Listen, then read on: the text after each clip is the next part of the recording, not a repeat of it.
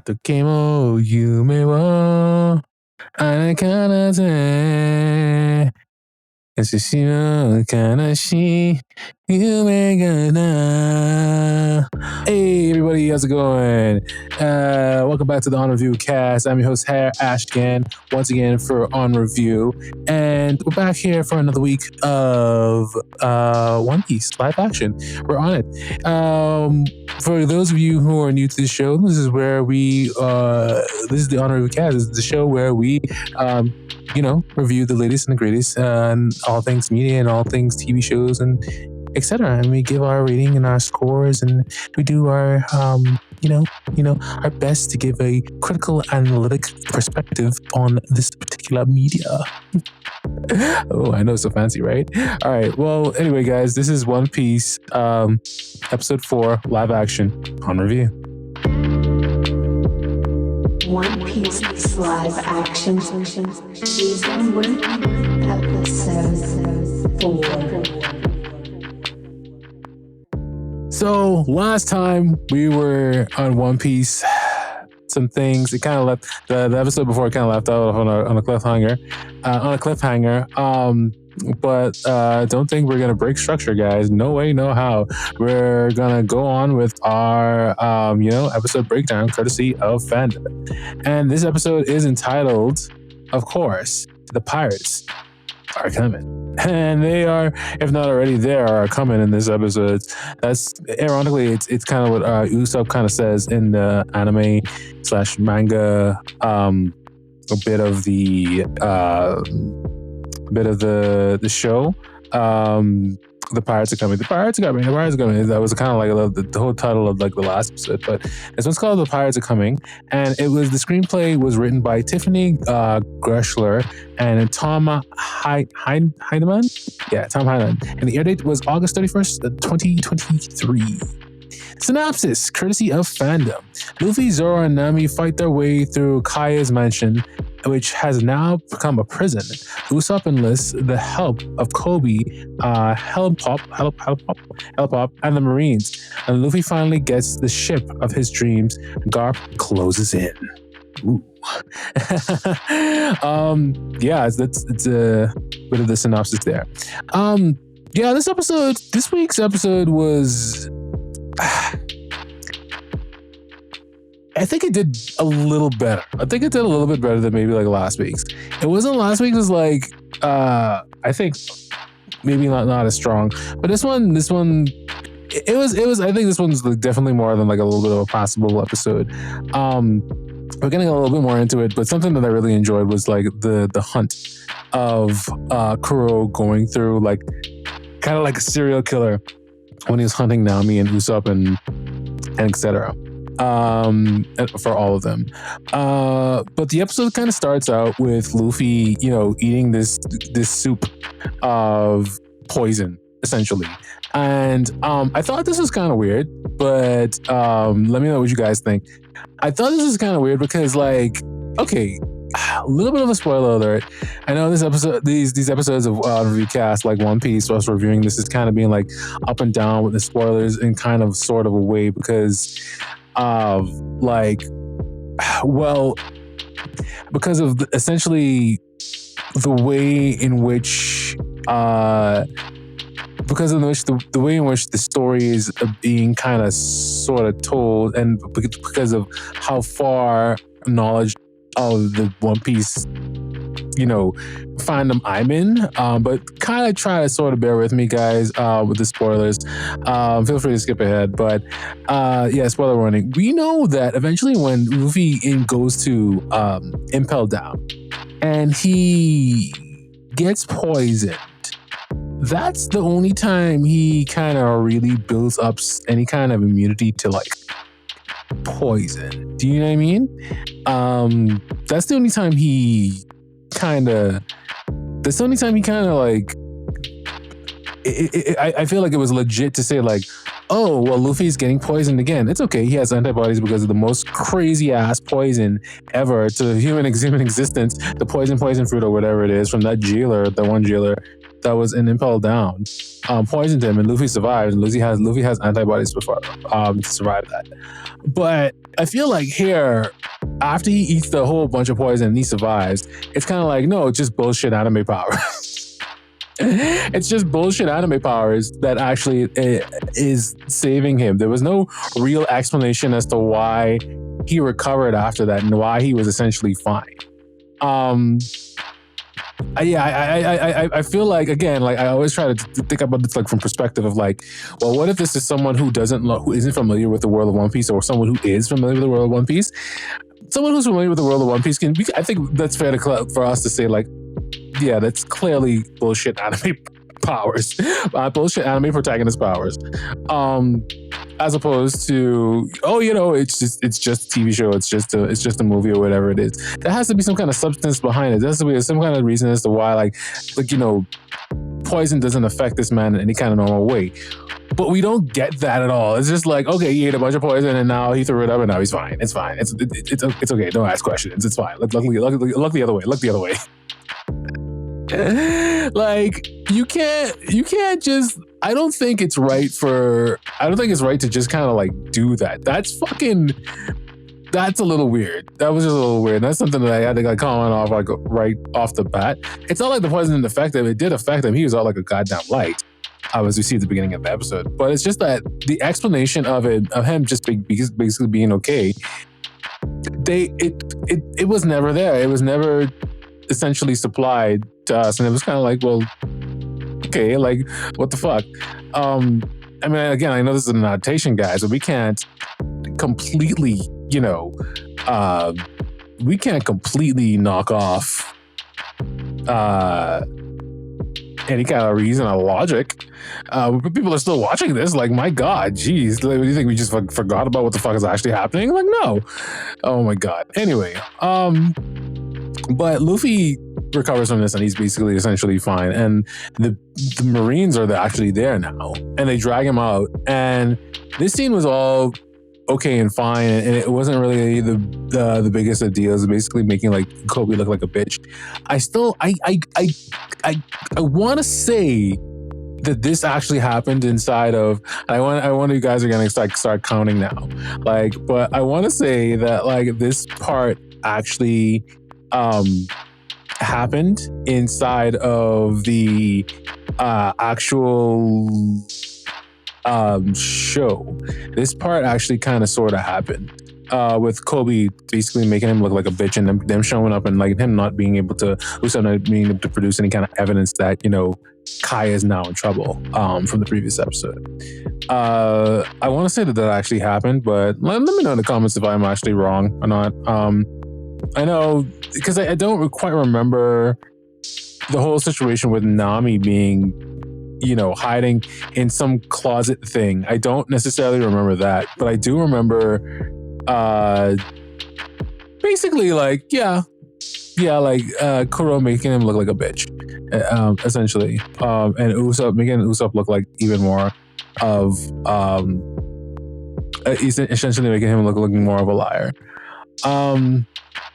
Man, something real quick that I forgot to mention, talk about in the previous episode. I wonder if we should wait to talk about it though, and talk a little bit more about the episode.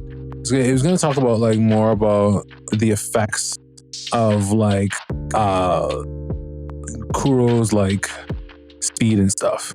Yeah, you know what? I think I'm gonna wait. We'll wait, because I think that I want to talk about something that was actually really, really cool that we got to see this episode. So the episode is called actually, the episode is called "The Pirates Are Coming," and that's a common thing or a very famous line that Usopp actually says, right? From we can remember, us anime fans, and even from the previous episode, you remember him actually saying that pirates are coming. But this episode actually featured a little bit of Zoro's past. And I want to talk about the pacing of this. So obviously we know that this is a live action adaptation of the manga / anime One Piece. From what I'm understanding, and guys, let me know if I'm right or wrong here. From what I'm understanding and what it kind of sort of looks like, to be honest with you, is that like, here's the tiers, and when I say tiers, I mean like the levels of like anime as in terms of like production, in terms of, well, as in terms of storytelling speed. That's the best way to put it. As in terms of storytelling speed, it goes live action because this shit is moving way faster than like the anime or manga, or I feel like, because I might be wrong in terms of the manga, but like this feels like this is moving so fast. We have like two stories actually essentially happening in one. The story of Kaya and Usopp and a lot of stuff happening, and then we have the Zoro story that essentially happens. And this whole like learning his background and stuff, I like the fact that they actually are showing them as kids and their hardships as kids, because that's actually a part of why we understand the characters, I think, and the characters sing so much in terms of One Piece illustration. They sing so much because we understand their conviction and we understand their backgrounds, their wants and desires from when they are children. And that's something that a lot of legendary animes like Dragon Ball and Naruto or whatever, that's why they usually take those stories from like when they're children and actually start to develop their stories and make it clear to the audience what their wants and their goals and their drives are. And we literally grow up with the stories as the years go on and the anime progresses and develops and evolves into something a greater and more grandiose finale. And that's what makes those animes so successful. And One Piece is definitely no exception to that. The only thing is, I think because One Piece is a very larger kind of like world storytelling wise thing, is that they kind of compact that into they kind of compact that into shorter, shorter stories, along with telling the main story, because they do that in the manga sort of too. They cut back and forth between Little Zoro and Big Zoro, Big Luffy, Little Luffy. And we've seen that even actually in the first episode. But that's something that actually solidifies in terms of storytelling, that's something that solidifies us as watchers with it as well.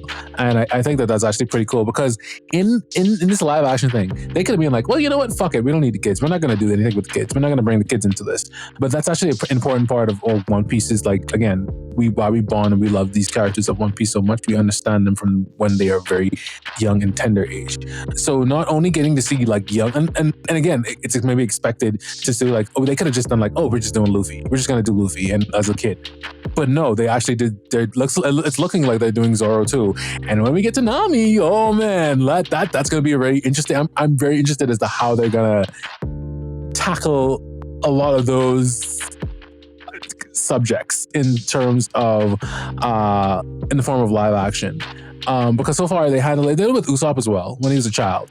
But I'm just like happy in general that they're doing it as kids. And we get to see Kuina and Zoro and their rivalry being basically displayed in the actual like live action.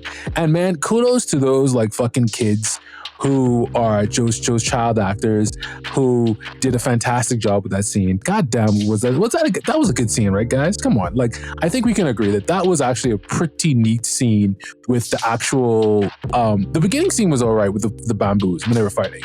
I'd say that was okay. But like, the choreography, it turned up a little bit. Like, and they were just like little kids, right? Like, it didn't look like they were like little kids like playing with swords. Like, the choreography and the movements of what they were actually doing, it made sense. I thought it was cool. Like, again, let me know in the comments what you think. But kudos to those guys who are, like I said, those child actors who did, and they probably had like some stunt doubles for a few takes. There were a few cuts, not a lot, but kudos to them because they did a very fantastic job. But that's just my opinion. I don't know. Maybe I'm giving them too much praise. Let me know in the comments. But I think that they did a really awesome job. I hate to say this, but for kids, right? Like, because I mean, like, I'm pretty sure there are kids out there who were like really masterful, but like also like the acting wasn't all that. It wasn't too cringe. Like Little Zoro was a little bit. He was pushing a little bit, but Kuina, I think she did a pretty good job. It was a little bit jarring, I'll admit, because I wasn't expecting, because I know how she looks in the anime, and then I looked at her in the live action. And then that was that was a little bit, when we first see it in the live action, it's like, whoa, that's what we're going with Kuina. Like, okay, all right. But then she started like, I think it was like, and no offense to the actor, like at all in her personal looks or whatever, but she looks a little bit different than Kuina, I guess. I was expecting some, I guess, you know what it was? And I mean no racist by this. I think it was because Zoro's Asian, right, in the story. I was expecting her to be like straight up Asian, like I think. And she is Asian, but I also feel like she might be like a little bit mixed. It doesn't matter. It really doesn't. But I don't know. Again, I was just I'm the only ties so far to the character of Zoro and being a samurai was like, okay, we're going Asian for that. But then when I look at it, I was like, oh, okay, like okay, and it's just different. Anyway, did a fantastic job. Regardless, it doesn't really matter. Like I said, it wasn't really. I just wasn't ready for it. I wasn't expecting it. But like the second she started swinging those swords, I was in. I was like, okay, she fucking. It doesn't matter. That really matters. It matters like that's why she was casted. She was casted because she knows what the fuck she's doing. That's clearly she knows what the fuck she's doing. So the swordplay in this honestly has been really, really good. I want to talk about. Really want to get into like what's really cool about this episode is like something else too is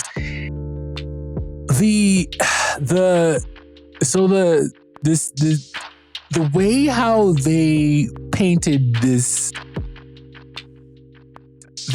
environment of the way that they painted this environment of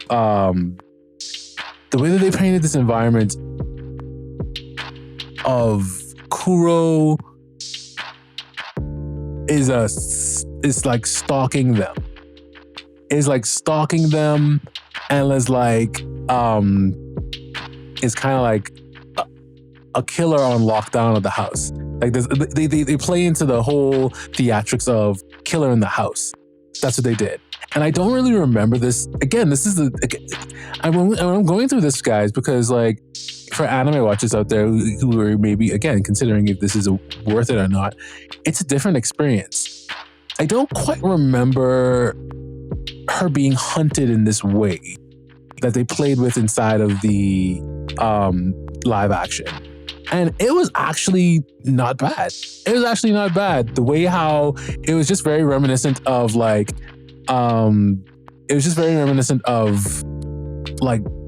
want to say Saw almost, how these like shutters were coming down inside the mansion, and they everything, the power like went like at like power saver mode, and like they only had like limited power, and everything was kind of like dark and like very like shadowy. It looked, they made it, they stepped their toes a little bit, and let me know if you agree or not.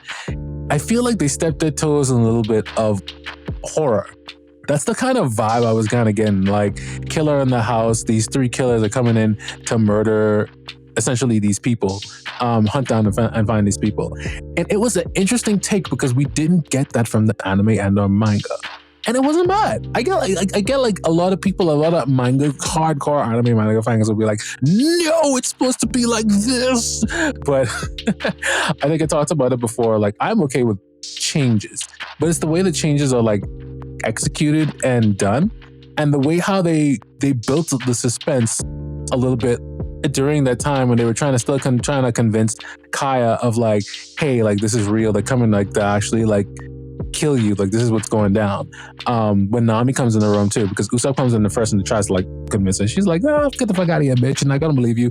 But then like Nami comes in, it's like, no, man, they're coming to kill you. I heard them. They said it, and they're ready to do it. They're ready. I overheard them. Like I didn't see me. This is another trick. Again, they painted that very well. I think that was very well. So when I want to reiterate again, and from what I'm seeing in these episodes, is that they're doing a very good job of like aesthetics. Yeah, that's the best way to put it. They're doing a very good job of aesthetics. They're doing a very good job of like making things. We know exactly what they're going for when they break away from the manga. It looks like, and the source material of exactly how things go. We kind of get what they're going for, and it's actually, I want to say, it works to a certain extent. It's working to a certain extent, like, for sure. That being said, though, realistically, if you're a diehard anime or manga fan, and you're expecting to see things go exactly the way they should go in this live action, maybe this might not be for you. But it's not bad. Honestly, it's really not bad. Like, I don't think they've been doing anything too out of the way or anything too ridiculous so far, if I'm being honest. All of this, it's very believable, and it feels very natural. Nothing feels, there are a few cheesy moments in general, but overall it feels very like it would happen. Like the whole scene with them like running through the hallways of this mansion to find the alternative exit. And he was just kind of like clawing through the wall of like, that's you would see that in a horror movie. That's something that they would do in a horror movie. Like, that's not like something new or anything, you know, and that's not very Yuta Oda-esque or One Piece-esque. I don't think, again, I'm pretty sure that didn't happen inside the manga. But the way that they executed that, I think that was good. That was entertaining. That was of the level of a movie or a cinematic universe, not just like we're pretending like this thing happened. You know what I mean? So yeah. They cut back to the showdown between Kuina and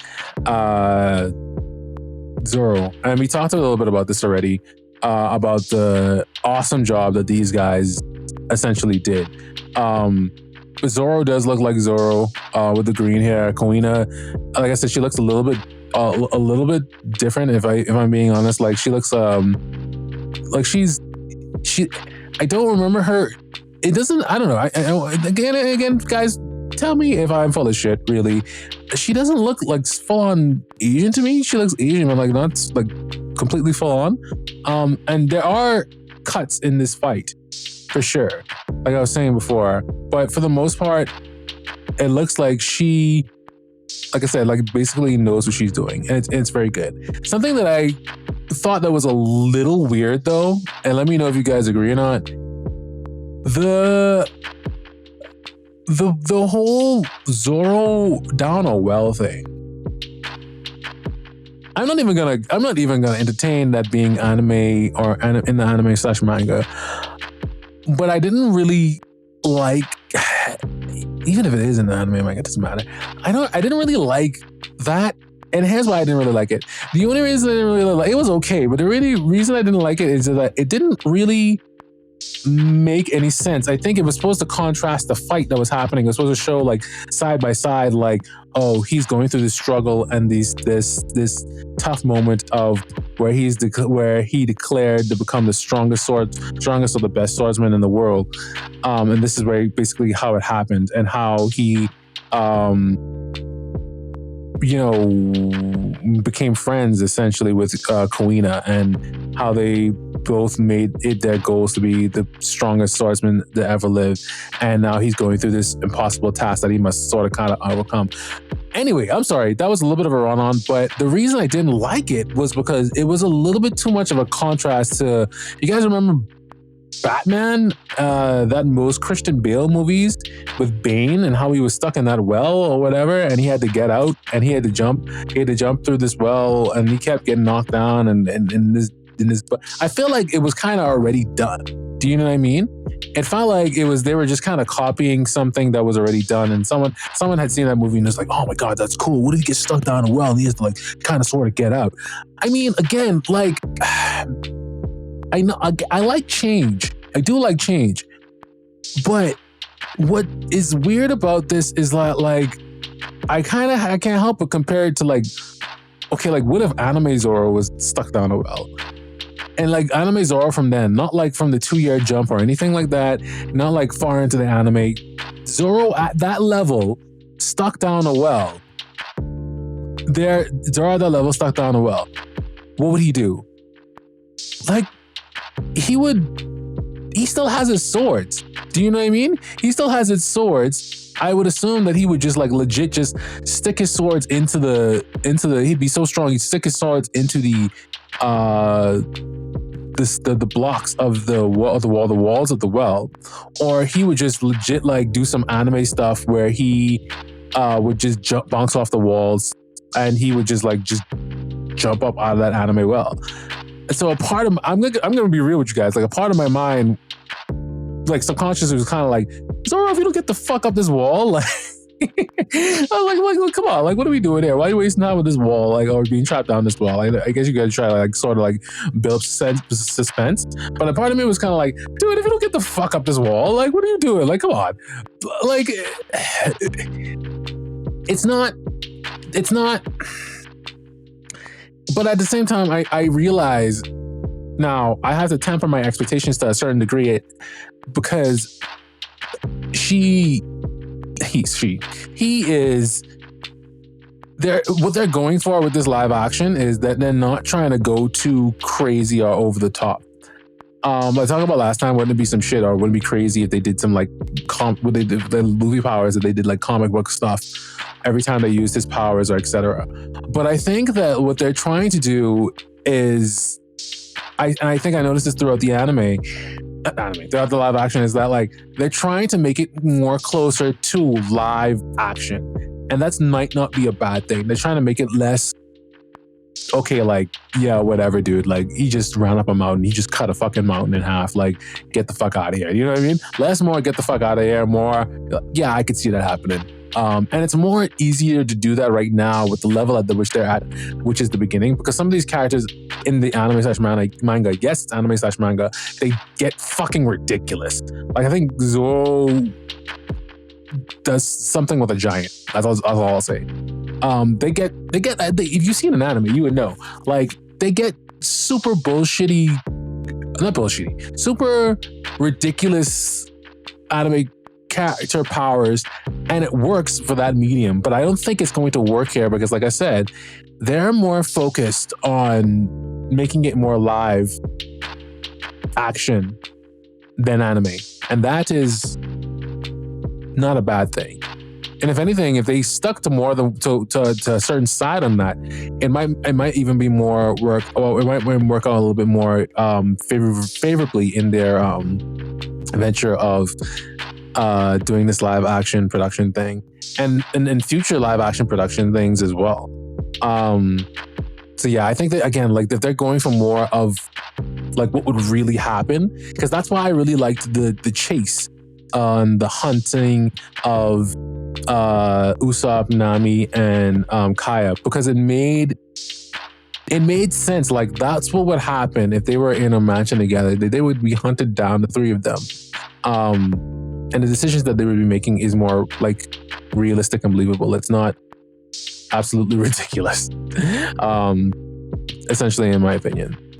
But yeah, I think that this was actually a pretty good episode. The acting was on point for sure. A little bit over the top with Nami, like I said, when she's trying to calm her down and trying to like make her be blessed and chill out for a little bit when it came to when they were actually being hunted by Crow. And I think it was appropriate that like I thought it was a little weird. It was a little weird though. Appropriate, but I was the same like a little weird. But at the same time, I don't know, is it weird? Because when you consider like, okay, this is supposed to be the Great Pirate Age. Kaya reveals a picture of her family and they're wearing like wigs and stuff. And they're wearing like it just looked a little out of place. Well, I don't know. But should we say that that's really out of place? Because it's One Piece. The whole One Piece universe is fucking out of place. We have like we just talking about a motherfucker like that looked like a goat. She had a goat man. Could you imagine saying that in real life? Oh, a goat man handles my finances. Don't worry, we're fine. I'm rich, honey. A goat man handles all my finances. Oh my word, a goat man? Really? Oh, a goat man. Oh yes, a goat man. Oh, a goat man. No, I know. I mean, like, but that's the point. I'm not judging it too hard. I just thought it was a little odd to see them in like 18th century, 17th century, like wigs, old English wigs. She had like a posh, like almost posh, like British accent. And if someone from the if this thing didn't exist, this live action episode didn't exist, and I just knew Kaya from the episode of One Piece where Usopp had like a little girlfriend thing going on, that's how we basically meet him. That was his like, and that's the if OG manga and anime Kaya was the only thing that existed in this, outside of this live action. That was the only thing that existed, and someone was to tell me that she was European and she was white and etc. I'd be like, yeah, okay, like that's believable. Yeah, like okay, yeah, that checks out. That makes sense for sure. Just because like the mansion in the background and like again like the way that she sounded and like it all kind of clicked. You know what I mean? And then for that era too, it all kind of clicked of what they would be wearing in terms of those wigs and looking all fancy for that time and etc. Speaking of aesthetics, again, they did a really good job. I gotta say this. They did a really good job with, and because they don't really talk about him much in the anime and manga, I actually forget his name. Zoro's teacher, like legit, that looks like that motherfucker. That looks like they ripped him right from the manga. And they did a really good job of him making him look like his teacher. And I wonder if this isn't really spoilers because as far as I know, in terms of the anime, it hasn't really been quite done yet. I have to catch up on my One Piece. I'm dedicated to doing that at some point. But it doesn't really look like they show much of him or they tell too much about his teacher. And what he's really about and all that other stuff. I wonder if because we get glimpses, we get pieces of Zoro's life story within the anime and manga, like I said, but we don't really get too much detail. Like they follow the story like in the live action where Zoro loses Koina and Koina die, quote unquote. Again, nobody fucking dies in One Piece. Get the fuck out of here. No, nobody dies in One Piece. Like, but she quote unquote died, and it in the same. I want to talk about that real quick, actually, because it's already happened. And again, it's not necessarily spoilers. And again, I'm really far ahead of this, guys. Koina, I'm convinced that Koina is that. Again, spoiler alert. Cover your ears. This is just speculation, though. Koina, I'll just say this. Koina comes. I think Koina is another character represented. I don't think Koina is dead. I don't. First of all, let's just get that out of the way. I think that he was lied to. I don't know why he was lied to, but he was lied to maybe to push himself even further or for some particular reason for his conviction, maybe. But I think he was lied to, and I think that the late manga and anime readers will know what I'm talking about. But Smoker, the person that he's usually with, that wears the glasses and etc., I think that lady is either related to Koina or is Koina. She lost her memory somehow or whatever, and now she's with the Navy. That's all I gotta say. I don't know how that happens or how it will happen, or if Yuichiro will ever explain it, or if he has already explained it in the anime or manga in the gap that I'm in between, but that's it. Yeah. But anyway, back to the live action breakdown of this. So we see that after her death, Zoro essentially takes this sword, and he takes the sword, and he says that he'll use it now. And I guess that's how he came up with it. That's the story anyway that they're telling, that of the Sinitiri, the three sword style, of how he is now dedicated to using three swords when he fights. A little bit of a problem with this. I think it's something that I noticed. It's something that it felt wrong in my soul, and let me know if I'm wrong in the comments, guys. But like, it felt a little bit wrong in my soul because here's the thing. This isn't really the reason why he uses three swords. it's not really the reason why. I think I could be wrong, but I don't remember that reason being why he's like Sin Titty, like three sword style. I don't think that's the reason why. I think I could be wrong on this, but I remember him being like, oh, if two swords aren't enough, I'll use three. And that's when he came up with the idea of using three swords, because she kept beating him. That was actually accurate. That was right. But he was like, oh, it's not enough. It's not enough. It's not enough. And I think something needs to be changed about this. And I need more swords. I need more swords. And I want to be the best. And he was just driven to like beating her. And then he finds out like, she's dead. Quote unquote dead. Nobody dies on One Piece. Not really. No, not unless, like I said, motherfuckers want to stop or start a war. I ain't getting back into that. No, we don't have to get back into that one. We don't have to go back there. No.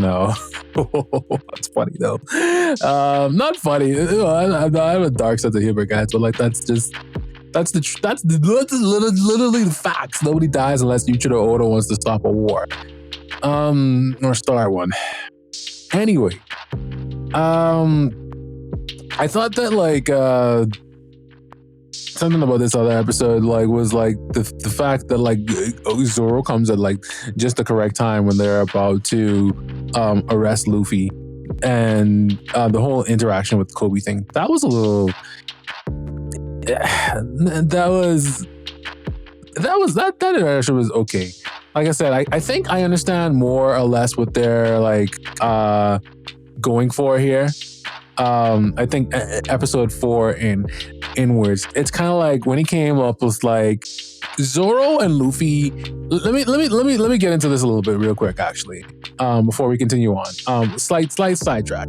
Zoro, and let me know what you guys think real quick too. I know I keep saying that a lot, but like I'm really interested in what fans have to think about this, and what fans have to say about this, and what fans have to, how different and or alike these characters essentially are. Comparing, contrasting, and pointing out the similarities and contrasting them to the manga versus the anime and live action. Because anime and manga and versus the live action, because the point isn't to bash the show, guys. The point is to see and point out the differences, and also see if like, who is this actually for, and this is an actual thing that we can do in terms of like entertainment. Is adaptations of manga and anime an actual thing, or is it just like, is it never gonna happen? Because if Yuichiro Oda can't do it, damn, you know what I mean? Like he's taking a shot at it. First one, not the first time someone's taking a crack at it, but this is Yuichiro Oda. I mean, some have been okay, like we talked about before. We're not going back there, but some of it has been okay. But if it can't be good or enjoyable by Yuichiro Oda, we had to ask some hard questions. We take it from there. But the relationship between Zoro and Luffy, I've never really gotten a big brother, little brother kind of vibe from them.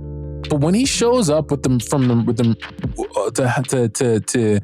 get him from the Marines, and he's kind of like, oh, I thought I was going back to the mansion. First of all, that was very Zoro. That was very Zoro. That was very like, yeah, like that was very Zoro. That was very like, yeah, like that's something would happen. Zoro would get lost. Zoro would be the first motherfucker to get lost. So Zoro, that's why I relate to Zoro so much. I'm not very good with directions, guys. Straight up, I'll just let you know that right now. Like anytime it's time to go somewhere, GPS. Like I don't know where the fuck I am. But Zoro is kind of like, he comes to Luffy, and he's kind of like, Zoro's like, Luffy's like, oh, Zoro. And Zoro's like, oh, hey, I was just looking for the mansion. I found you. Basically, that's what he says. It's kind of like, yeah, you fucking were good looking for the mansion. You lost, motherfucker, you. Anyway, so I thought that was very Zoro. That characterization and that attempt, that line was very Zoro. But I've never really, what do you guys think? If you ever really felt the vibe of like Zoro and Luffy being big brother and little brother, I always thought that they were like brothers. It felt like the vibe. I'm talking about the energy that they and the connection that these two characters have. I've always felt that it's been more of a brotherly kind of vibe. Never big brother, little brother. But when he came there in that moment, I sensed it a little bit. I felt like, I don't know. I don't know why it felt this way. And I don't know if that's what they were going for, but it felt like, oh, big brother's here. Like, essentially, he'll get me out of this, or he'll help me to. And he does. He essentially beats up those guards, so him and Luffy can like just easily just walk up to the mansion and just do whatever it is they have to do. But I've never really gotten the vibe of big brother, little brother from Luffy and Zoro. I've always gotten the vibe of like, and there's nothing wrong with that in my opinion. At least how I feel about it. There's nothing wrong with it. But that was just an interesting. I wonder if that's the way that they're gonna take it. That was just an interesting. That was an interesting take on their relationship, of the dynamics of the relationship, that I thought was really cool if they decide to do, or if they decide to pursue that further on. But yeah. So anyway, they decide to run back to the mansion, and Kuro, of course, is still trying to hunt the Usopp, Kaya, and Nami. And again, he's even monologuing like a villain who is a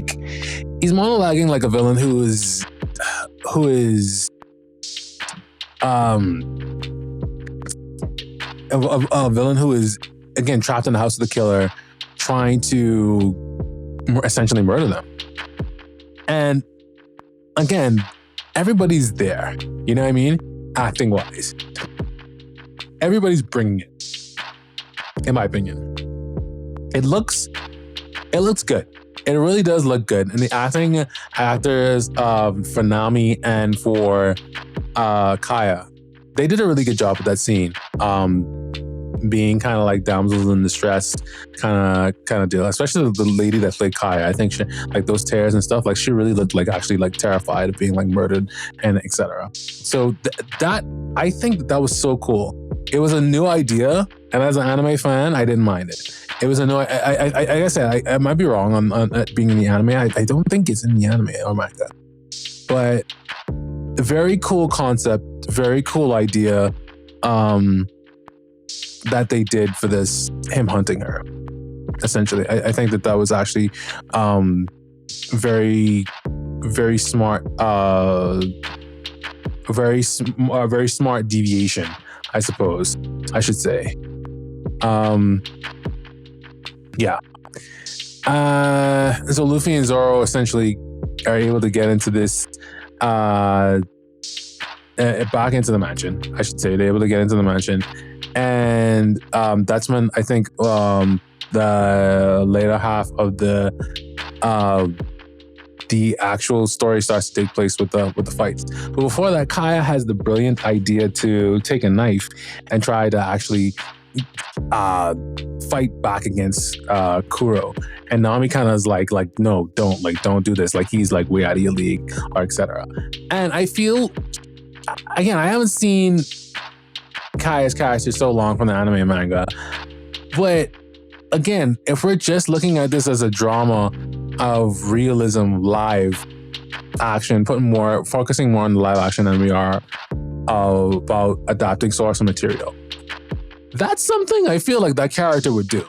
That's something that character, like this blonde, like trapped in a house now, she figured out that she's been played for all this number of years. Now it's time to fight back. She wants to fight back. She wants to actually start doing something. So she picks up a knife and she runs. Her and Nami both charge towards Kuro, looking to try to fight.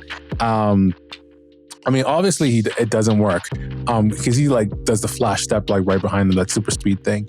And here is where I want to kind of pause for a second and talk about something, slight deviation. Because when that happened, actually two things happened in my head. One, I had forgotten that he had super speed. I had forgotten that he was that fast. I was like, because I was thoroughly a little bit surprised. I was like, oh shit, what the fuck? I was like, oh fuck. Like, yeah, you super speed, right? Okay, you got that shit. So that kind of surprised me. That was a little bit of a jump scare. But when he did that though, something went off in my head because I'm further ahead in the story. Again, a little bit of spoiler alerts, guys. Sorry again, but I gotta talk about this. Gear segundo. Second gear for all of you English people out there that watch.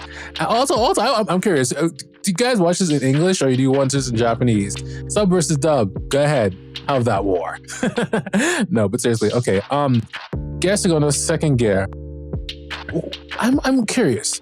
Like, do you guys think that this is how they're gonna do second gear? You guys, because second gear is all about speed, right? Let's be real. That whole shave thing that he learns that from the I forget he first uses it on Bulo or whatever it is, but he learns it from actually just watching them do it. And he's like, hey, I kind of like it. It was like an anime moment. Like I kind of like want to do it. So he trains his body to like come up with these different techniques. And Gear segundo it focuses Luffy's speed on Luffy's speed. I feel to say more than power. It's more he's more rubber than rubber. He's more elastic than he is rubber. They focus on that snap, that. You know, usually it's a long, big stretch for all of his different moves. But Gear segundo, when he does it in the anime and manga, it's just like it's very fast, right? What do you guys think? Do you guys think this is like, in terms of speed and moving, is this gonna be like a precursor to like second gear of how they implement it in terms of, I'm talking about graphics and effects, and this is how they're gonna do it? Because like, if they do it like this, I don't know. You know, I think they would have to do a little bit more than just making him move fast with his like CGI like arms stretching and etc. Like I think and like obviously they probably like do the steam and making him look red and all this other stuff, but like at a certain degree maybe, but I don't know. I don't know. I got second gear vibes, and I was like, I don't know how I'd feel about that. They would probably have to do something a little bit more. They have to put a little bit more effort into that. Definitely a little bit more effort into that than just like making him like move like super fast. Because the super fast thing, it's okay, but it's not. It's not. I could, you know. I mean, it's not. Because they do look different in the anime. They do look different in the manga and the anime, so they might do it different, make it look different, a little bit different in the actual live action. But that's the vibes I kind of got. But anyway, that's not something that I actually think about. I was thinking about. So he makes short work of like, you know, Luffy, Kaya, and Usopp, and the scene switches again back to this almost somewhat comical fight between Zoro and the Black Cat pirates, the two Black Cat pirates, Sham and I forgot the other one's name, but Sham the big guy. First of all, that big guy looks a bit cosplay. He looks a bit cosplay. They could have done the look a little bit more realistic and more like a modern pirate, like more modern Black Cat pirates. They could have done a little bit more to make him take him look a little more seriously. He just looks like one of those like Comic-Con guys. He's like one of those Comic-Con. There's nothing wrong with going to Comic-Con. There's nothing wrong with going to anime conventions, cosplay, none of that stuff. But he just looks like the average Comic-Con guy that's like, I want to be in a One Piece movie. Do you know what I mean? They could have done something a little bit better aesthetically with that. Man. I mean, come on now. They could have done something. That could have been just executed, I feel like, in a little bit better. But the fight starts and Zoro is fighting against these two. And I say it's comical because, like, realistically, two things. Zoro is on a whole different level than these guys. And also, like, again, like just essentially how it looks. The choreography isn't necessarily anything spectacular. The fight is mid, honestly. It's okay. It's not one of the greatest fights that Zoro has been in so far within this animated series, within this live action series, but it's an okay fight nonetheless. We switch back to Kuro, and Luffy's just arrived on the scene. With Luffy on the scene, this, I'll be straight up, and let me know again, once again, you guys agree or not. Hot take, but this is Luffy's best fight, I think. Maybe this is probably Luffy's best fight in this. So far, for sure. Yeah, this is Luffy's best fight. The best fight, maybe potentially maybe on his own, I suppose. Because the fight with Buggy was, and his abilities in doing that wasn't really a fight. It was okay, and then they fought together in the encampment for the first episode. That was all right. But the first one-on-one fight, I think this is his actual first one-on-one fight. And I think it wasn't that bad, actually. It's probably like I said, the best fight so far. Because while he was actually using his, which I like, he was using his gum powers more explicitly in this room. And I also, I'm pretty sure when they fought him, they were outside in the anime manga, but whatever. When they fought him in this room, he was using him more explicitly, and it actually also showed that Luffy isn't just the stretchy guy who stretches or whatever, that's just his only ability or whatever. The things that made Luffy very engaging in the anime and manga was kind of he fought, but it was always some kind of they incorporated a little bit of Yusuke Urameshi in him, from Yu Yu Hakusho, where he would sometimes come up with a strategy that might work or might not work to there would be some kind of gimmick. And this is before all the gears and all that other stuff and etc. But there would be some kind of gimmick as to why and how why Luffy is able to do what he's able to do.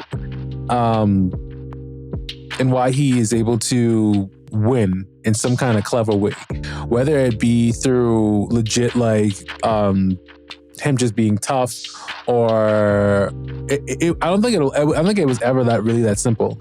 It was really, at least to me, it was really engaging because he would figure out a way to beat them in some kind of there would always be some kind of, yes, they would fight. It would be a really tough fight, but there would be some kind of hook or some kind of clever thing. I'm trying to not give away too much in this. With the boxes with Buggy, how they captured them all in the boxes, and then he did his final move. It would be some kind of thing in between that. It wouldn't just be okay, a brawl. Sometimes it's like that in the anime manga, but what I really liked about One Piece was that it wasn't just a brawl. It was sometimes it would be a clever way Luffy actually came up with defeating this character, whether he either that too, he comes up with a new move, or he uses his intuition. But in this fight, they do a thing where he's listening to his ears, and I'll be straight up with you guys. I can't remember how he beats him in the anime and manga. I can't remember. I legit can't remember. I was actually going to try to look that up earlier, but there wasn't any time before we started recording. But I'm okay. I think it is the dumbbell that he uses, the gum dumbbell that he uses to defeat him. But the way that he was just kind of listening out for his footsteps, I feel that was very anime. That was very something that he's done in the past, or he actually did in this for the arc. I feel that's something that for sure that has happened, or he's done before. But yeah, I really, the fight was that's why I say that was one of his best fights, because the fight with Buggy, he had Nami and he had Zoro helping him out, and he wasn't really doing it on his own. But then this is a one-on-one fight with Kuro, and he straight up beats him. And the way that he actually beats him is yeah, like I was saying, like with the gum gum dumbbell, and despite him being like 10 times faster, he just legit like kind of like overpowers him with pure like legitimate like raw strength, which Luffy has, and they definitely exuded not like super crazy strength, but Luffy is like not really he's not Elaine looks scrawny, but like the different anime cuts, like you see that he's not really like that scrawny. He has muscles, and just the way that he was just kind of like how he was kind of like dumb Bell. That was like the way he said he's like gam. He sounded more like Japanese, and like let me know like if you guys noticed that he sounded a little bit more. I even stopped it. I stopped the video. I stopped playing it, and I was kind of like, wait, is this in Japanese? Because I was switching back and forth with it to Japanese. I was kind of like, is this still Japanese? The way he said gum. I was like, I think he's still finding himself. Because if I'm being honest, it's weird to hear gum in English. You watch it in Japanese. I'm like gum. You know what I mean? You guys know what I mean. You guys know, you Japanese people out there who rock with the anime, know exactly what I mean. Anyway, yeah, I'm used to hearing that. So when he was saying gum early in the other episodes, I was kind of like, don't know how I feel about that. But in this episode, when he did the gum bell, he was like gum. That was like, it was more closer. It sounded more closer to Japanese. I was like, oh, I don't mind that as much. I was like, oh, I don't mind. Again, like there's these little things. I was like, as an anime and manga, as an anime watcher and manga reader, I was kind of like okay with. I was like, I heard it. I was like, okay, he sounds a little bit like, it doesn't sound so English, so very European. There was a little bit of his like Mexican like accent in there. It's like gam. Like that was okay. I was cool with it. I was like, oh, okay. Like it doesn't sound as like, I want to say unnatural. It sounded more natural when he said that gam. That was pretty good. I think by this fourth episode, he's still finding himself in the character of Luffy and using his abilities. But like, I just wanted to give the credit where credit was due for that particular gum technique, the gum bell. So they wrapped this up, and something that I thought was weird, that I think actually does happen in the manga and anime. Like I said, nobody really dies in One Piece. They defeat Kuro, and I didn't like how, I thought it was bullshit though, how they fucking just like threw him out a goddamn window. I mean, like some kind of fucking soap opera villain. It's just like, he falls out the window, and he's just like, and it was like he was never there. And it was like he disappeared into the ether. As soon as he went out that window, it's like he was never there. He never existed. I thought that was a little bit corny. That was a little bit cheese. Oh my god, I didn't like that part of it as much. But honestly, I mean, like, we know that Kuro doesn't die there for sure. From what I even remember, I want to say, I know that someone's going to correct me, but I want to say that he was taken by the Navy in the anime and manga, and he was taken away, and that's the last we ever heard of him, I think. Definitely for sure he doesn't die, but that's how they get the merry-go, because Kaya's actually pretty nice and cool and be like, yeah, you guys can take the boat or whatever it is. And Usopp is the one who actually starts taking care of it in the anime and manga. And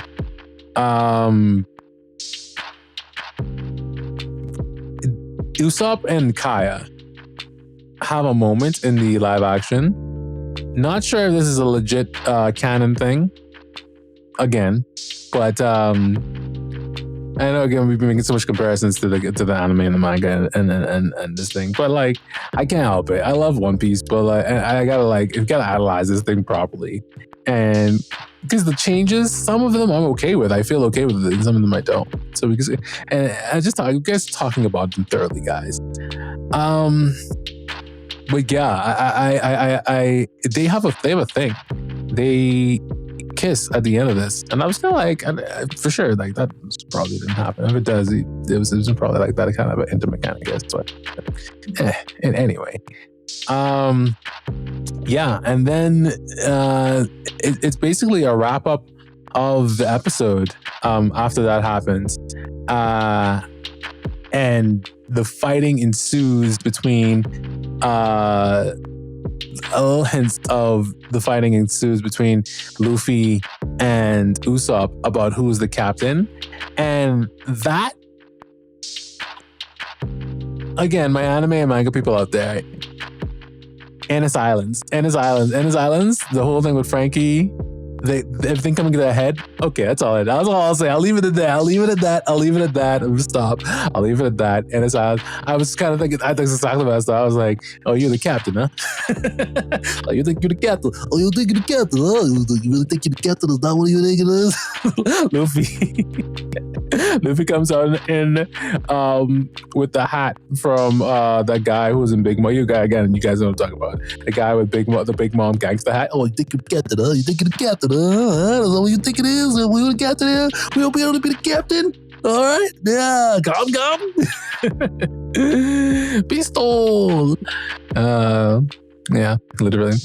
But yeah, guys, that's basically a wrap up on episode 4. Something also lastly that I thought that was actually really weird to hear in English was Luffy's Yahoo or Wahoo at the end of the episode. Very forced, felt very forced, very unnatural, as well as the Jolly Roger that comes in at the end with Usopp pulls up, and then Luffy and Usopp start fighting about who's captain, and Nami just starts laughing. That laugh was a little bit forced. I don't know. It was a bit cringe. I had to mention it, had to say it. I'm sorry. It's out of my system. Done. Something that happens at the end, we see Garp and Kobe essentially talking about how Kobe's complaining about how he failed the mission, but Garp's kind of like, no, you lured them out. And Garp's ship starts firing upon Luffy's ship. I vaguely remember this happening in the anime. Definitely for sure, Garp and Luffy meet, I think. And Garp is kind of like telling Luffy to like, don't become a pirate. Don't fucking do this. Don't like disgrace our name, all this other blah, blah, blah stuff or whatever it is. And I wonder if they're actually going to have a head-to-head moment in the next episode. And I guess we'll actually see. And I guess kind of how it ends. And like Luffy actually says explicitly that, you know, we've known this all along, but like it was like, I'm pretty sure for anybody that's just watching this for the first time, it was a dun dun dun moment of you know, when Luffy sees him, he's like grandpa, and Garp essentially being his grandfather. I think that this episode had a lot of goods and bads in it, for sure. But overall, it was watchable. Overall, I say it was watchable. It wasn't too cringy. There was definitely some cringe moments. They're finding their footing, guys. I think they're still finding the footing, and it still has hope and potential. Essentially, it still has a little bit of hope and potential in my eyes. We're episode 4. We're 4 episodes in, and I mean, I'm still, I'm not having a horrible time. That's my point. That's what I'm trying to get across here. I'm definitely not having a horrible time. But anyway, guys, let's just like every other episode, let's first take a look at Ash's least favorite scene in this. My least favorite scene is 2 things. The ending with Nami's crew, the laugh, that was just like a little over the top. It was a little bit cringe. It was like, okay, like, Nami, we know you're not laughing. Get the fuck out of here. So this is a little bit cringe. And along with Luffy's Yahoo, that whole ending sequence is could have been done a little bit better. Tighten that up a little bit, being a little bit stronger. something. Well, no, yeah. That's about it. That's the least favorite scene. Now it's time for Ash's favorite scenes. Yay! Segment of the show where we go and we say the top 3 favorite scenes of what we thought about the episode in order from the least to the best. Coming out at number 3, Luffy versus Kuro. So this is coming out at number 3, but like honestly, this is actually really, really good in my opinion. Like I said before, guys, feel free to agree with me, disagree with me. I think that this fight was actually a potential to look for future fights within this live action thing where it could actually really, really be good. Like it was just like the way that I like the way that he just like kind of overpowered him, right? That was just like really, really cool to me. That was just a very like anime, very One Piece kind of like, it was a very One Piece kind of like moment, how he held both of his hands and he was kind of like, okay, gom, and it's like, bell. And he did the headbutt into him. That was a very, very, very, very anime-esque, for sure. And the fact that how Luffy was like flipping around and the way how he started listening to his steps, and that's where he could actually tell where he was. That was a very anime, very, very anime like characteristics. And sticking to the source material is the reason why we love it in the first place.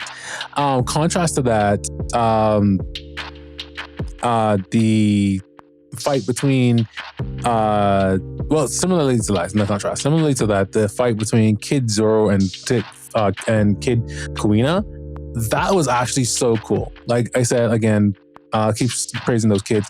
Big up to those kids, like because they did such a good job with the swordplay in that.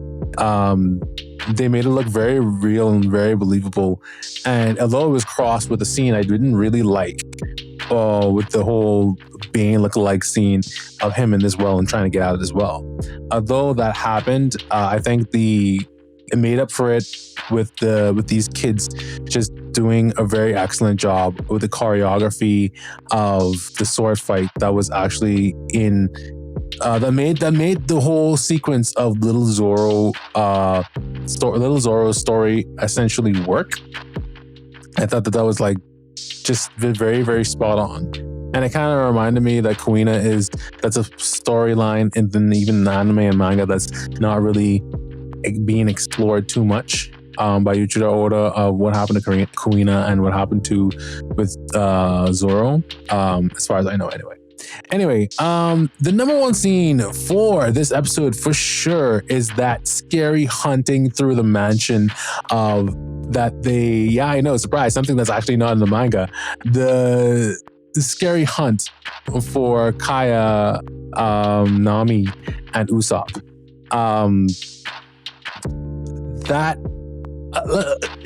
Usopp and Nami, I'll just be straight up, you guys. Usopp and Nami stay the weakest characters, in my opinion, for a very long time. And they are the weakest characters in the Straw Hat Crew, in my opinion. And they bumped this up with, I think Kaya made the scene work very, very well. And the way how they cut it and they made it look like him going through the mansion, just destroying all of these things. And him going through the mansion, destroying all of these things, and him just monologuing. Just monologuing the shit like a crazy motherfucker would be who's trying to kill this rich princess in her own mansion. Like that just worked. That's from cinema. That just worked, and that was so good. And the way how the whole mansion shut down and everything, and they put it on lockdown, like it was a very powerful performance. And kudos to Kuro, actually, Captain Kuro. He did a good job. He actually looked like the motherfucker from that fucking manga. He looked like him. He did. Unlike some other characters we've seen in this live action, Shanks anyway. But he looked like him. He did a good job. I think he delivered a very fantastic performance, as well as Kaya as well. As well as not Kaya and Nami being the quote-unquote damsels in distress, and not so damsels in distress when they decide to actually fight back. But yeah, those are my top favorite 3 scenes, guys. If you agree with me or don't agree with me, let me know in the comments and get back to me in and tell me I'm full of shit, or tell me how I am 110% right. Appreciate your any and all feedback that you want to give us here on ReviewCast. But yeah, and lastly, guys, just before we go, we're gonna get the on review score from our lovely Linda. Linda, go ahead and tell us what it is. One Piece live action, episode 4, receives a 3 out of 5. So anyway, guys, that's gonna basically do it for me. Don't forget to follow us on all of our socials, the Instagram, the Twitter. But you know what really helps us out? That Patreon. Yeah. Don't forget to like and subscribe to all, like I said, the Facebook, the Instagram things, all the social things. We really do appreciate it, guys. So let us know exactly what you think. But lastly, guys, be safe, be kind, be you. Take care.